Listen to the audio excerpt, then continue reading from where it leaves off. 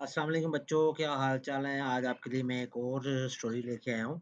तो इसके अंदर जो है बोनो की स्टोरी है और कुछ बोने जा रहे थे जंगल की तरफ, तो जब जंगल में गए तो उन्होंने देखा यहाँ तो बहुत खूबसूरत जंगल है और यहाँ पर तो हर चीज़ मिल जाती है खाने-पीने के लिए। तो उन्होंने कहा जी हम जो है ना यहाँ पर ही जो है ना रहना शुरू कर देंगे।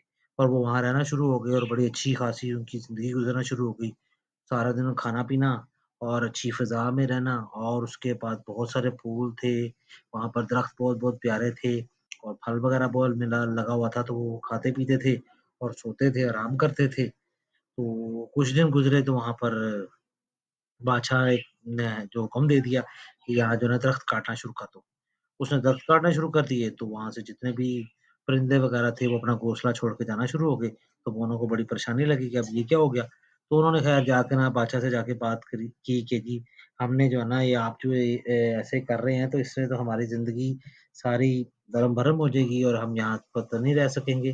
तो आप इस तरह ना करें और दरख्तों को ना काटें क्योंकि दरख्तों की वज़ह से आबो-हवा बहुत अच्छी होती है।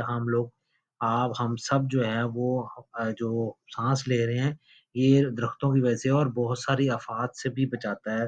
आप दरख्तों को ना काटें। लेकिन बादशाह सलामत ने कहा जी नहीं जी मैं तो दरख्त काटूँगा और उसने अपने साथ और नौकरों को कहा कि और कहा कि जी स्पीड से जो है ना वो दरख्त काटना शुरू कर दो। उन्होंने फिर दरख्त काटना शुरू कर दिया तो वो बहुत रोना शुरू हो गए, बहुत अफ़सोसदा होने लग गए। कुछ दिन गुज़रे तो गाँव में सैलाब आ गया और जब सैलाब आया तो ज़ाहिर-सी बात है दरख्त वग़ैरह सारे कट चुके थे और वो बिल्कुल एक मैदान बन चुका था। जो जंगल था, तो वो आराम से जो है वो बादशाह के जो है महल को उसमें सारा पानी उसके अंदर चला गया। तो बादशाह को फिर बाद में ख़्याल आया कि ये तो मैंने बहुत गलत किया, उन्होंने मुझे सही कहा था, ये चीज़ नहीं करनी चाहिए। तो उन्होंने दोबारा हुक्म जारी किया बादशाह ने कि भई सारे जो है ना दोबारा दरख्त लगाए जाएँ और इस जंगल को हम दोबारा से ना सरसब्ज़ और खूबसूरत बनाएँगे।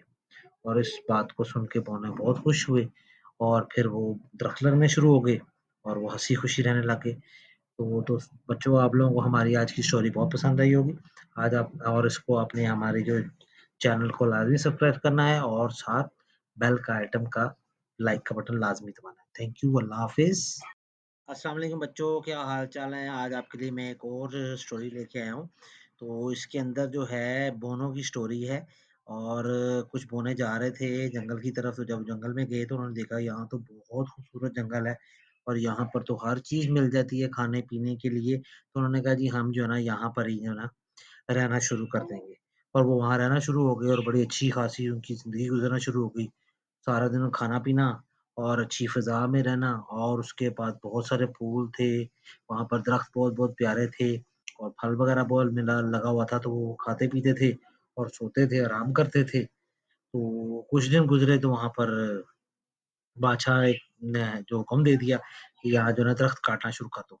उसने दरख्त काटने शुरू कर दिए, तो वहाँ से जितने भी परिंदे वगैरह थे, वो अपना घोंसला छोड़ के जाना शुरू हो गए। तो दोनों को बड़ी परेशानी लगी कि अब ये क्या हो गया?